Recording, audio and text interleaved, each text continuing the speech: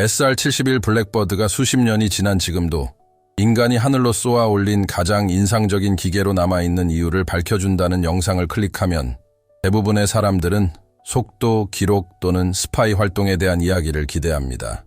하지만 거의 아무도 모르는 사실, 그리고 이 순간을 희귀하게 만드는 것은 SR-71의 진정한 영향력이 숫자에 있지 않다는 것입니다.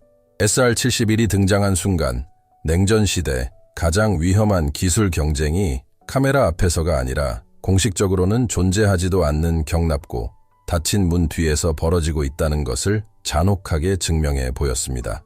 그리고 바로 여기서 제목이 계속됩니다. SR-71은 빠른 속도를 목표로 설계된 것이 아니었습니다. 미국이 하늘에 더 이상 안전한 곳이 없다는 것을 깨닫고 설계한 것이었습니다.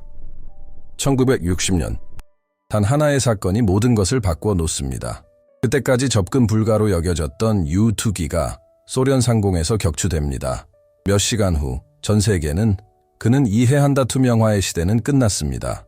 지구 곳곳이 침입자를 추적할 수 있는 레이더로 뒤덮였습니다. 적대적인 영토에서 1분이라도 더 버티면 살아 돌아올 수 있느냐, 아니면 적의 선전 도구가 될 수 있느냐의 차이였습니다. 워싱턴은 불가능한 것을 원했습니다. 비행기에서는 안 돼요. 하지만 하나 귀신, 그리고 이 요구는 대답할 수 있는 유일한 사람에게 떨어졌습니다. 클라렌스, 켈리, 존슨 P. 산바일, 라이트닝, U-2, 그리고 항공 역사를 완전히 뒤바꾼 수많은 항공기를 이미 만들어낸 엔지니어. 그의 지휘 아래 스컹크 웍스라는 부서가 탄생했는데 이 부서는 너무나 비밀스러워서 직원들조차 미래와 프로젝트를 체결하고 있다고 말하곤 했습니다. SR-71이 모습을 갖추기 시작한 것은 캘리포니아 사막에 숨겨진 바로 그곳이었습니다. 하지만 사람들이 상상하는 방식은 아니죠. 첫 번째 단계는 건설하지 않는 것이었습니다. 그것은 비행기가 어떠해야 하는지에 대한 기존의 모든 아이디어를 파괴하는 것이었습니다. 전통적인 동체, 쓸모없어, 알루미늄, 필요한 속도로 녹았어요. 과속, 단속 카메라, 더 이상 누구도 두려워하지 않았다. 오히려 새로운 공포가 그들에게 들켰다. 존슨과 그의 팀은 마하 3 이상에서 살아남으려면 항공기가 희귀하고 값비싼 며 작업하기 매우 어려운 소재로 만들어져야 한다는 것을 깨달았습니다. 티탄. 그리고 이 부분에서 스토리는 다른 영상에서는 거의 볼 수 없는 세부적인 내용을 얻게 됩니다. 미국은 블랙버드를 제작할 티타늄이 부족했습니다. 당시 시장을 장악하고 있던 나라는 바로 이 비행기가 감시해야 할 나라, 소련이었습니다. 그래서 CIA는 허울 회사와 조작된 계약을 통해 소련산 티타늄을 수톤이나 사들여 비행기를 만들었습니다. 스파이 소련. 네, 냉전은 그런 수준의 아이러니로 작동했습니다. 그 뒤를 이은 엔지니어링은 1961년의 것 같았어요. 마치 다른 세계에서 온 것 같았습니다. 형식은 인 만들다긴 코, 삼각날개, 땅에 느슨하게 놓여있고 가속으로 인한 극심한 가열 이후에만 완벽하게 밀봉되는 패널. SR-71의 모든 세부 사항은 실제적이고 시급한 문제, 즉 아무것도 생존하도록 설계되지 않은 곳에서 생존하는 문제에 대한 직접적인 대응이었습니다. 그리고 이러한 긴박감, 우리는 아무도 할 줄 모르는 일을 해야 한다는 느낌이 블랙버드를 그토록 독특한 이정표로 만드는 것입니다. 기술만이 문제가 아니었습니다. 그것은 전략적인 성명이었습니다. 의 창조 중국식 가장자리, 각진 표면란은 흩어지고 있었다. 레이더판은 스텔스라는 단어가 생기기도 전에 등장했습니다. 동체의 칠흑 같은 검은색은 단순히 미적인 목적이 아니었습니다. 천리훈대 섭씨 4색 50도 이상에서 축적되는 열을 발산하는 데 필요한 열 제어 장치였습니다. 프레센 위트니 J58 엔진은 매우 진보적이어서 오늘날까지도 엔지니어들은 특정 조건에서 기존 터빈보다 램제처럼 작동하는지 논쟁을 벌이고 있습니다. 그리고 이 모든 일이 철저히 비밀리에 진행되는 동안 외부 세계는 우주 경쟁이 미국 기술의 정점이라고 믿었습니다. 그들은 창문이 없는 경납고에서 엔지니어 그룹이 기존의 모든 미사일보다 성능이 뛰어날 뿐만 아니라 그것은 우리가 천국과 우주의 경계를 이해하는 방식을 영원히 바꾸어 놓았습니다. 이 프로젝트를 정의한 질문은 다음과 같지 않았습니다. 우리는 어떤 속도를 달성하고 싶은가? 아무것도 우리를 따라잡지 못하게 하려면 얼마나 빨리 가야 할까? SR-71은 이러한 긴박함 속에서 탄생했습니다. 그 두려움, 만질 수도, 추적할 수도, 파괴할 수도 없는 무언가를 창조하려는 그 순수한 욕구에서 비롯되었습니다. 그리고 마침내 그것이 처음으로 시작되었을 때 그것을 목격한 소수의 사람들에게 세상이 아무도 논의할 준비가 되어 있지 않은 경계를 넘어섰다는 것이 분명해졌습니다. 연료를 땅에 세워나가고 비행 중에 밀폐되고 더 빨리 날수록 효율성이 높아지는 비행기는 단순한 진보가 아니라 신호였습니다. 군사 기술이 현재가 아닌 미래와 경쟁하고 있다는 묵시적인 경고입니다. 하지만 누구도 상상하지 못했던 것은 절박함 속에서 만들어진 이 생명체가 미국의 공학 기술로도 건드릴 수 없다고 여겨졌던 경계를 넘을 것이라는 점이었습니다. 그리고 이 생명체의 진짜 이야기는 하늘이 끝나는 곳에서 시작될 것입니다. SR-71의 탄생을 구체적인 사실에 근거하여 분석할 때 그것을 둘러싼 신화적 분위기가 아니라 우리는 거의 언급되지 않는 사실을 깨닫게 됩니다. 이것은 이론적으로 날개가 있는 어떤 것도 작동할 수 없는 환경에서 작동하도록 만들어진 최초의 기계였습니다. 이건 과장이 아닙니다. 공학, 과학, 그리고 위험을 허용 가능한 한계까지 끌어올린 것이죠. 1961년부터 전 세계가 미국과 소련 간의 우주 경쟁에 대해 논쟁을 벌이는 동안 스컹크 웍스 내부에서는 조용하지만 훨씬 더 시급한 경쟁이 벌어지고 있었습니다. 그것은 바로 나라따 미사일을 발사한 후 충격에 이르기까지의 시간이 너무 빨라 적이 반응할 시간도 없을 정도입니다. 그리고 이 논리를 이해하려면 객관적인 데이터를 고려하는 것이 필요합니다. 그만큼 SA-2 미사일 가이드라인 U2를 격추하는 데 사용된 로켓은 시속 3.2km 내의 속도에 도달했습니다. 도달했다 약 6만 피트 상공이었습니다. 하지만 SR-71은 그 속도의 3배를 넘어야 했고 그 상한선에서 거의 3만 피트 상공을 비행해야 했습니다. 이익을 위해서가 아닙니다. 생존을 위해서. 이러한 불균형은 흥미로운 역설을 만들어낸다. SR-71은 빠르게 날기 위해 설계된 것이 아닙니다. 죽지 않기 위해 설계되었습니다. 그리고 이는 기계에 대한 시청자의 이해를 완전히 바꿔놓습니다. 예를 들어 티타늄을 선택한 것은 미학적이지도 미래지향적이지도 않았습니다. 알루미늄과 열된 마하 2002 이상에서는 구조적 붕괴가 발생할 것입니다. 마하 3. 이 일을 견디려면 티타늄은 다음과 같은 온도를 견뎌야 합니다. 초과했다 1000데기리아 F. 항공기 전체를 부드럽게 하거나 변형시키기에 충분한 열입니다.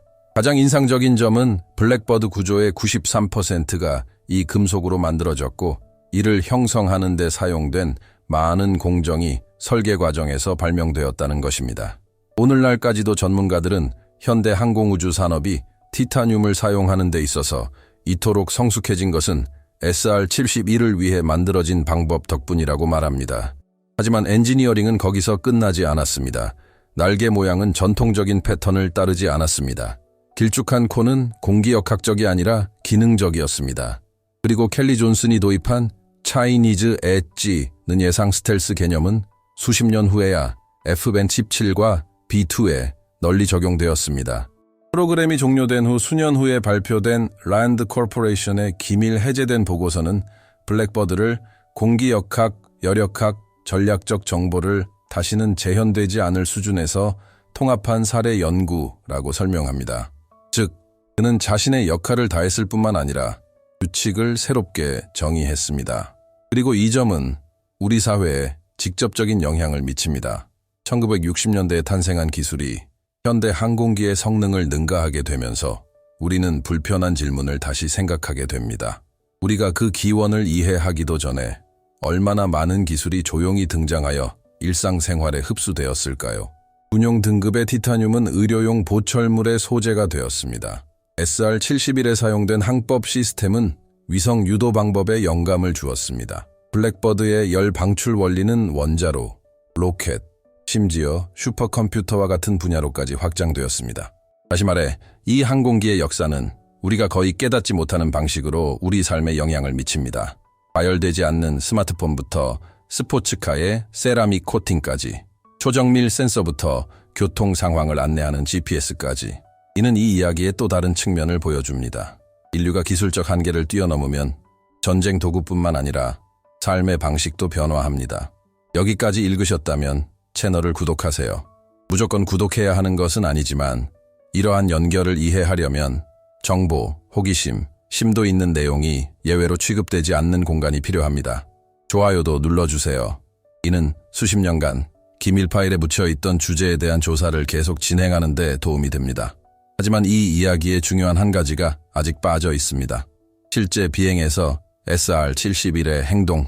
우리는 문서를 분석하고 숫자를 연구하고 엔지니어에게 견적을 제시하고 표를 복제할 수 있기 때문입니다. 하지만 그 기계가 실제로 하늘에 닿을 때 무슨 일이 일어날지 아무도 예상할 수 없습니다. 여기서 우리는 전통적인 설명에 맞지 않는 당혹스러운 데이터를 접하게 됩니다. 실시간으로 구조적 변화를 나타내는 비행 보고서입니다. 기록된 센서 예상보다 기온이 높습니다. 레이더 시스템은 마치 블랙버드가 존재하지 않는 것처럼 블랙버드를 놓쳤습니다. 지구 저궤도에서 검은 물체가 아래로 지나가는 것을 보았다고 주장하는 우주인들. 이런 요소들은 신화가 아닙니다. 이는 문서화되어 있습니다. 그리고 그들은 기존의 엔지니어링이 결코 넘어서는 안 될 경계를 나타냅니다. SR-71이 설계 한계를 초과한 그날 밤에 실제로 일어난 일은 단순히 기술적인 이야기가 아닙니다. 그것은 하늘과 우주, 그리고 그 사이에 있는 것에 대한 우리의 이해를 영원히 바꿔놓을 변칙적인 사건입니다. 이 이야기가 단순한 기술적인 설명을 넘어 더 깊은 무언가로 변모하는 지점이 있다면 바로 여기입니다. 리비아 상공을 비행한 SR-71은 단순한 전략적 승리가 아니었습니다. 많은 사람들이 회피하고 싶어하는 질문을 낱낱이 드러나기 때문입니다. 비밀리에 개발된 기술이 우리가 알고 있다라고 생각했던 한계를 넘어선다면 무슨 일이 일어날까? 그리고 가장 중요한 것은 이런 종류의 사건을 무시한다는 것은 무슨 뜻인가요?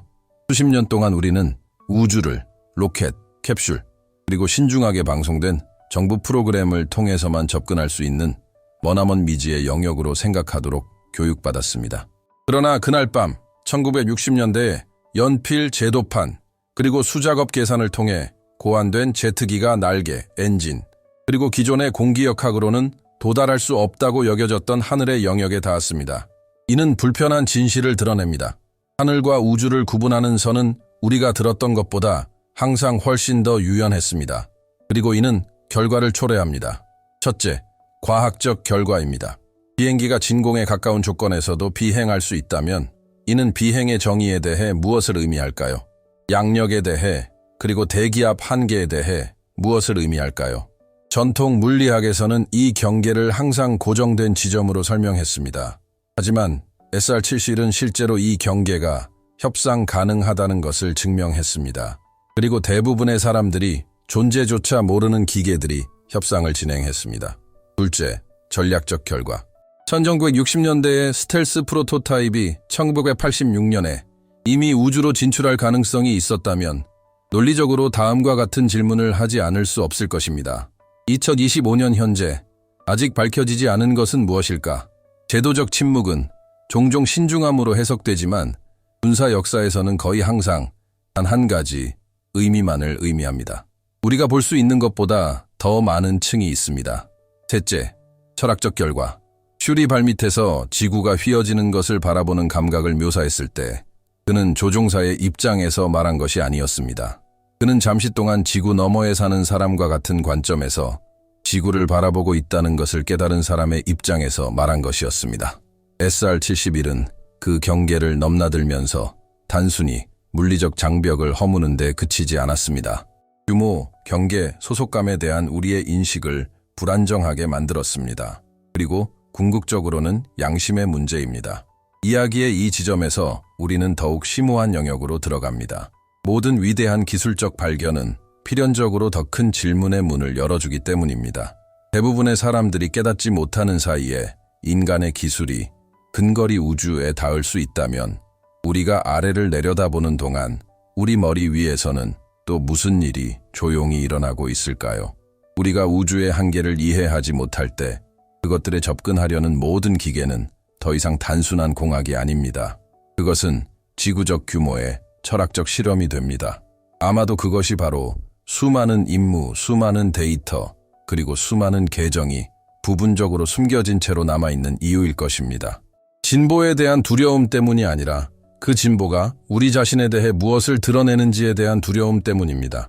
우리가 고개를 들고 새로운 영역을 개척할 때마다 우리는 매우 단순하면서도 몹시 불편한 질문에 직면하게 됩니다. 하늘이 한계가 아니라면 무엇이 한계일까요? 그리고 바로 이 지점에서 저는 여러분께 계속해서 저와 함께 하기를 권합니다. 만약 이 콘텐츠가 여러분에게 자극을 주고 당연한 것 너머에 무엇이 있는지 생각하게 만든다면 채널을 구독하고 좋아요를 눌러주시고 댓글로 생각을 공유해 주세요. 이러한 교류를 통해 저희는 이러한 질문들이 허용될 뿐만 아니라 반드시 필요한 공간이 되도록 노력합니다.